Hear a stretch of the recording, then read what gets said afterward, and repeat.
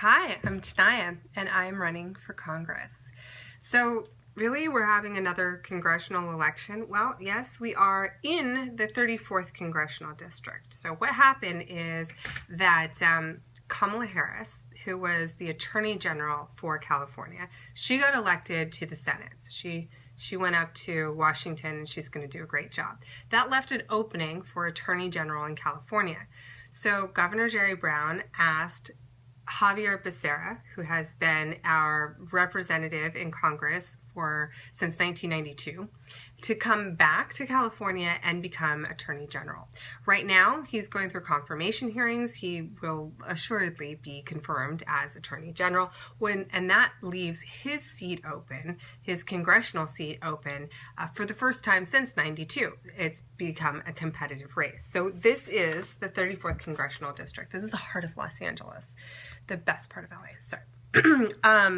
That's Koreatown, downtown, Boyle Heights, City Terrace, Montecito Heights, Cypress Park, Highland Park, Eagle Rock, Mount Washington up there. It has Chinatown and Dodger Stadium, right? Heart of LA, pretty cool. And then it does not have Echo Park, like this weird little slice of Echo Park, but not Echo Park Lake, not Silver Lake, not Frogtown, and not Atwater. So this is the 34th Congressional District. This is where I was raised, where I first started to vote for Xavier Becerra. Probably where my political activism began was meeting Xavier Becerra, and that's kind of where it started in high school. Okay, so if we break down the 34th Congressional District at the state level, it sort of splits into a northern section and a southern section. That northern section is the 51st Assembly District, and that is currently held by Jimmy Gomez up in Sacramento. Jimmy Gomez is running for this 34th Congressional District. He's the front runner. He is the only current elected official who's running. He has a lot of the endorsements. He's getting a lot of money. People like Jimmy. So he represents that Eagle Rock, Highland Park, all of those kind of things. He also takes over a bit more of Echo Park. He has Chinatown, and then goes down into East LA. Now there's a southern half of the congressional district that is represented in the assembly in the 53rd district by Miguel Santiago. That includes the Koreatown and downtown area. John Perez used to have this district, and he was running in this congressional race. He dropped out due to health reasons. So that's what's going on there. Then if you break it down even farther into who at the city level is represented within the 34th district, you have Huizar in District 14. So I believe three of the candidates who are running for Congress in the 34th used to work for Jose Huizar. So that makes sense, right? Because a large part of his constituents are in the 34th Congressional District. Gil Cedillo in the 1st City Council District, he has a large percentage of his population also represented under the 34th. Gil Cedillo is up for re-election. There's another election on March 7th. So it was an established county-wide election. This congressional election will probably not be tied to that. Just the timing won't work out. But you will on March 7th be voting for a couple of propositions. There's 2 marijuana propositions. There's a vote on Prop S. Take a look at that. And then Gil Cedillo. And he's running against a gentleman named Joe Bray Ali, who I love. He sat down with me for a couple of hours just to tell me how to run as a candidate, and was amazing. So I'll post some information about him. There is also a section of here at the city council level. David Rue covers this Koreatown section, and then Herb Wesson also has a piece of that as well. So that's broken down at the city level. A lot of people know their city folks the best, not as attached to Assembly and Congress, but have really close relationships with their local council offices.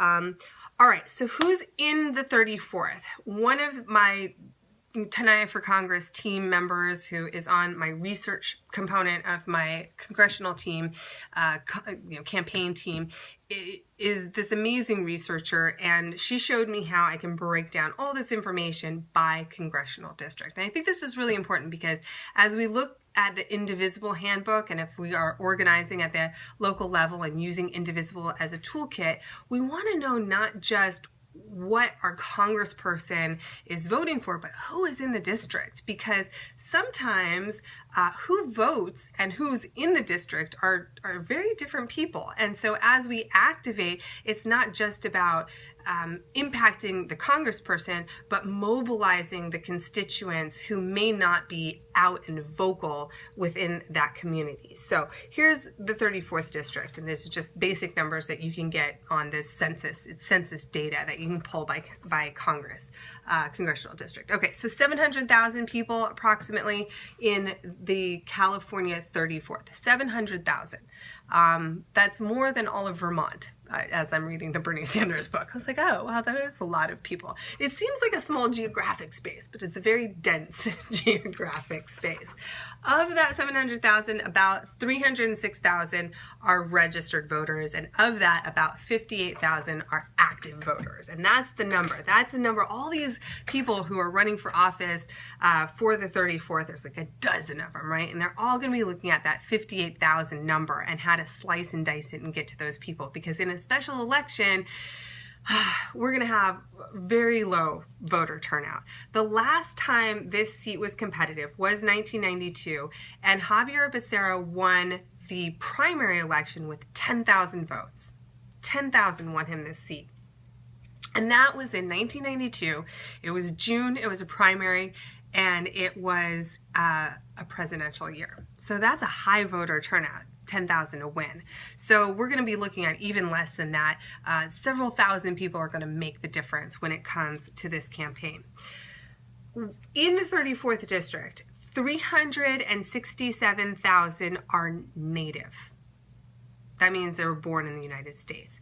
347,000 are foreign-born, and 128,000 are naturalized. So we have a lot of undocumented folks here in the 34th district. This idea about immigration, of DACA, of reform, of rounding people up, this is not theoretical stuff when it comes to the 34th district. This is going to be the heart and soul of this community. And so how we engage in that conversation, that political conversation about policy, but also about engagement around the people who are native and who are voting and who are registered, and how we're going to stand unified when it comes to how we're going to deal with our undocumented citizens, or I know they're not citizens, but undocumented community. I always think of homeless. I'm like, the homeless aren't community-less, right? And the undocumented aren't community-less. And we are, the 34th district needs to be that community that really stands for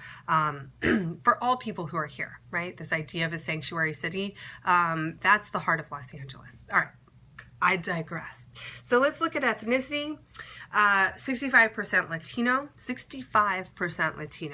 39% white, and 24% Asian. We have to remember that there are some very strong Asian communities that are represented in the 34th district. Koreatown, you have Little Tokyo, Chinatown, and there's a very large Filipino population. Historic Filipino town is just right around in here as well. So we have 22% of people who speak English only. Only 22% who only speak English. 78% speak something other than the English, and 42% speak English less than well. Those are just the statistics that you can find, some of the statistics that you can find with the census data. 79% are renters, and that's really important. Now, one of the local issues, I know this isn't a congressional thing, but I am aware of the local issues impacting this community, are housing prices and gentrification. So these are really old neighborhoods in Los Angeles. A lot of them have been tough neighborhoods, gangs, a lot of crime, all these kinds of areas. And now there's this filter in of gentrification, so you can go to all these cool coffee shops and things like that in Highland Park and Cypress Park. And I've talked to a lot of constituents, and there's different feelings about gentrification. And obviously that's sort of a local issue, but it's something that impacts the community, and this 79% renters is just one of those indicators that you can get a sense of the neighborhood. 60% of household income going to rent, and that again shows you this impact of housing prices, and how that just filters down into the economics of the individuals and the constituents who are in the 34th district when 60% of your household income is going to rent. We have 40% who are female heads of household, 30% on Medicaid, and 6.6% unemployment. With education, 37% have less than high school graduation and 17% have a bachelor's degree. I think it's really important because there is a lot of diversity within this neighborhood, and so just being really aware of who our community members are and what their needs are going to be as we're fighting in Congress or looking at the policies that are best at both the local and national level. Okay, that's all the census data that I have. Then I have all this data on voting, and what this does is it takes that 58,000 voters and it breaks it down into neighborhood and looks at number of registered and number of active voters. And then I have data that breaks that down even further. So it takes one of the neighborhoods and it breaks it down by precinct. And so those are the kinds of numbers that the candidates, your elected officials, the people who are running for office, they're going to be slicing and dicing those precinct level voters, the people who always come out to vote. But as we organize, as we engage, as we look at really political action and creating movements, we need to be able to also push our Congress people across the country. This is a very progressive district. This is a very blue state. There are no Republicans running. There's 12 people running and none of them are Republicans because there's less than 7% registered Republicans in this district.